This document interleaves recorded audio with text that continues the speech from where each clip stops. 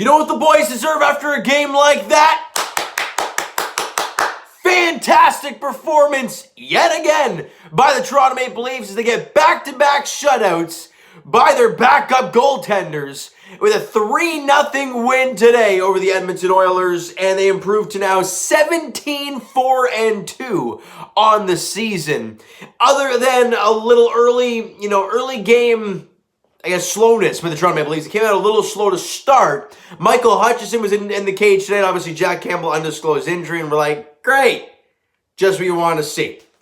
But Hutchinson goes out there in the early parts of this game, makes some big-time saves to keep it a tie game early. Then 7 minutes into the period, Morgan Riley with a brilliant cross-seam feed to Zach Hyman, who goes back to the backhand, who beats Koskinen on the first shot of the game, for the Leafs at least. And the Buds are up 1-0, 7-19, and exactly where you want to be after shutting them out 4-0 in the last game. Less than 3 minutes after that, off a face-off, Willie Nylander's kind of barges in through the zone, and he's got a guy on him, but he's got to backhands it on. It's a nice shot, but that should have been a stop from Mikko Koskinen, but it wasn't. Nylander unassisted with his 9th goal of the year, and ladies and gentlemen, I mentioned it. All he needed was one to kind of get the juices flowing again for him, and man, he has been stellar. Scored 2 against Calgary. I think he scored 1 against Edmonton in the last game, and then he scores again today. His 9th goal, 10:20 into the first, and midway through the first period, the Leafs are already up 2-0 on 2 shots.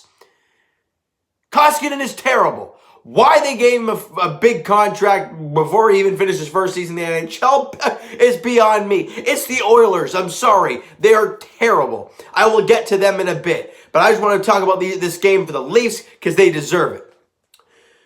Later on in the period, the Leafs weren't done. They get a power play. You shouldn't be doing that. Even without Austin Matthews, you shouldn't be doing that.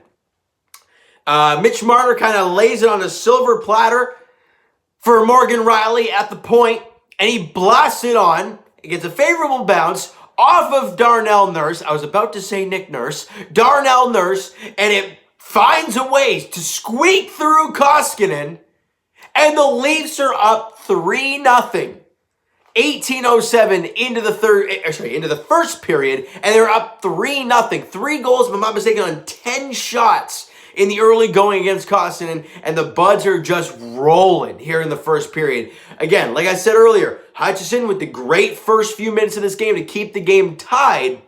Then the Leafs got their legs going. Zach Hyman became an absolute train out there. He was fantastic.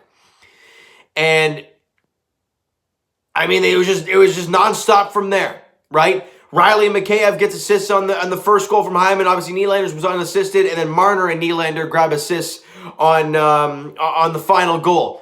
You don't see any more goal scoring the rest of the game. You know what the Leafs did differently?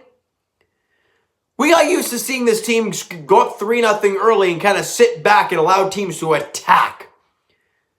You didn't see that today. The Leafs kept the pressure on.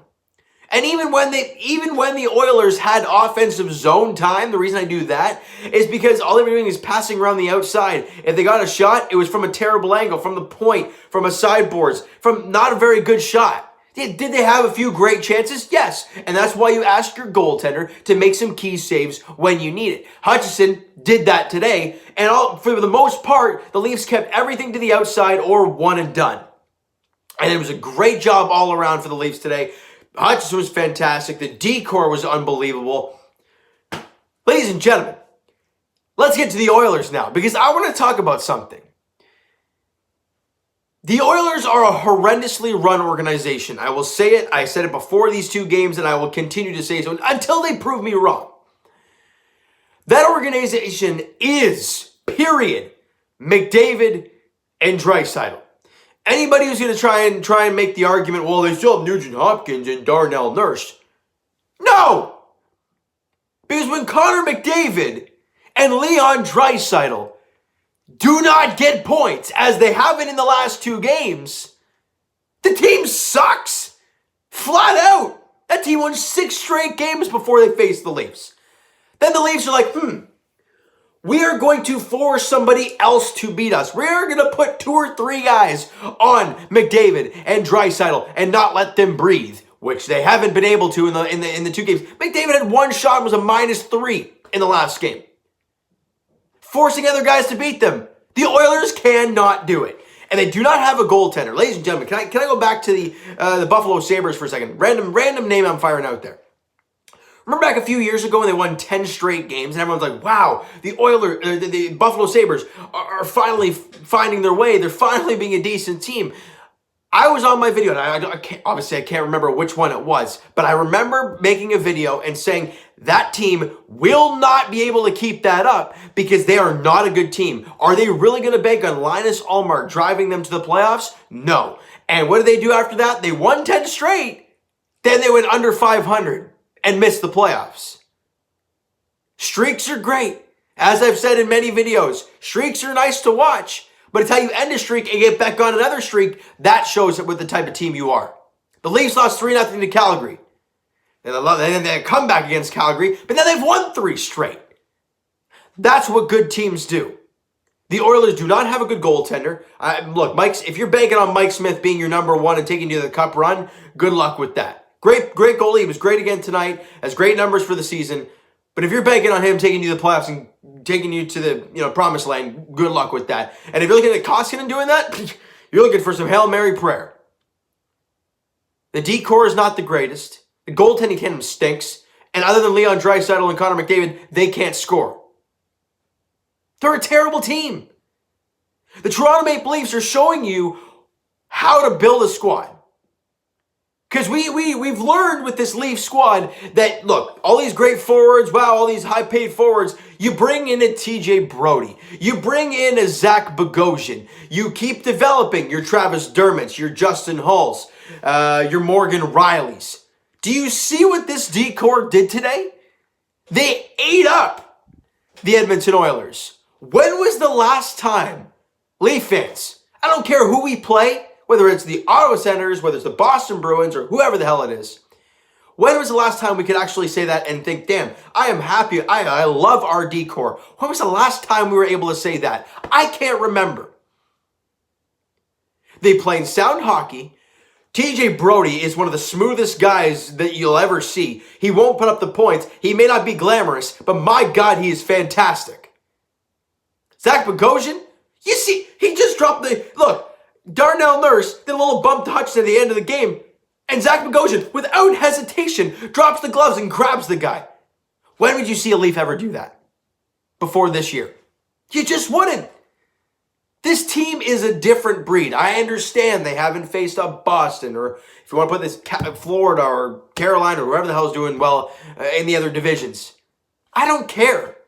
Because this year is not like any other year. The Leafs got to play these teams, all these Canadian teams, and they are going out there and they are killing them.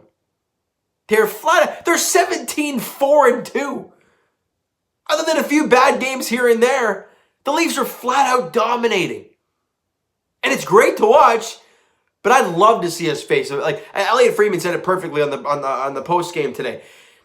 I'd love to see them go up against a team like Boston right now. Kind of see where they're actually at, right? Instead of playing these same teams over and over and over and over again, right?